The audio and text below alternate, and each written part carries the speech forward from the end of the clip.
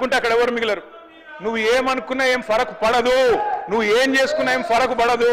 నువ్వు అనుకుంటున్నావేమో పదవి శాశ్వతం, అధికారం శాశ్వతం, ఏది శాశ్వతం కాదు. అధ్యక్ష, నేను కోరుతా ఉన్నా, ముఖ్యమంత్రికి అపరిమితమైన అధికారాలు ఉండవు. ముఖ్యమంత్రికి అపరిమితమైన అధికారాలు ఉండవు. ఎవరిని పడితే వారిని జైలుకు పంపే అధికారం ఉండదు, కోర్టులకు ఉంటుంది. నిన్ననే కోర్టు పాత్ర తీసుకున్నారు. ఈ ముఖ్యమంత్రి గారు ఇందాక గోవింద సినిమా చెప్పింది కదా, ఆ పాత్ర ఆయనకే సూట్ అవుతుంది అధ్యక్ష. ఎందుకంటే అప్పుడే లాయర్ అయిపోతాడు ఆయన, అప్పుడే జడ్జి అయిపోతాడు, అప్పుడే మళ్ళీ స్పీకర్.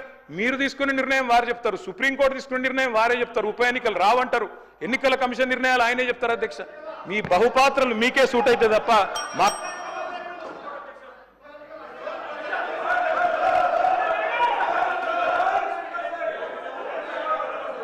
సార్. స్పీకర్ సార్, మీరు చెప్పారు ఇన్ని పేర్లు చెప్పారు ప్రాజెక్టులు. నాగార్జున సాగర్, శ్రీశైలం, మంజీరా, మొత్తం కాంగ్రెస్ కట్టిన ప్రాజెక్టుల లిస్టులు అని చెప్పారు. నేను అడుగుతా ఉన్నది, ఎస్ నిజం, ఎస్ నేను కాదని లేదు కదా. 50 ఏళ్ళ అధికారం ఇచ్చినప్పుడు ఆ మాత్రం కట్టాలి కదా, కట్టపోతే కూడా బాగుండదు కదా. కట్టిండ్రు. మరి 2014 ముందు లేవా ఇవన్నీ?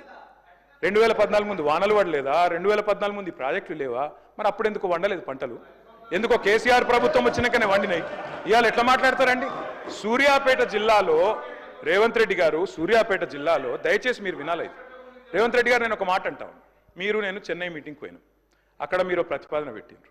పెడితే నేను మీ పార్టీని కాదు, మీరు నేను ఇక్కడ ఉప్పు నిప్పులకి కొట్లాడుకుంటాం.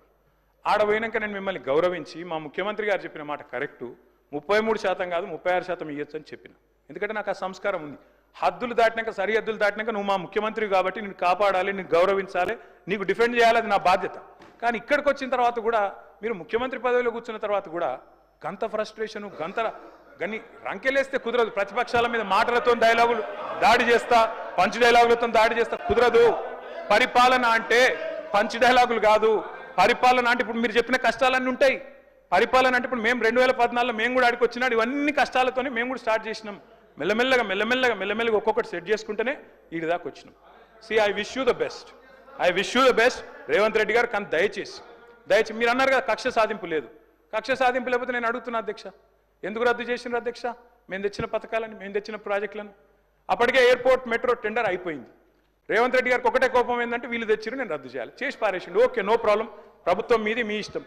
ఫార్మా సిటీ రద్దన్నారు, ఫార్మా విలేజ్లు ముద్దన్నారు. ఏమైంది అధ్యక్ష?